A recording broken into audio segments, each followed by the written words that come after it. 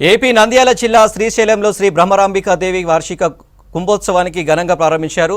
చైత్ర మాసంలో పౌర్ణమి తర్వాత వచ్చిన తొలి శుక్రవారం కావడంతో ఆలయంలో ప్రత్యేక పూజలు నిర్వహించారు. అమ్మవారికి నామవరణ, త్రిశతి, ఖడ్గమాల, అష్టోత్తర శతనామ కుంకుమ పూజ, జపపార యానలు నిర్వహించారు. మొదటి విడత సాత్విక బలిగా వందల సంఖ్యలో గుమ్మడికాయలు, కొబ్బరికాయలను, నిమ్మకాయలను సమర్పించారు. భక్తులు అధిక సంఖ్యలో పాల్గొన్నారు.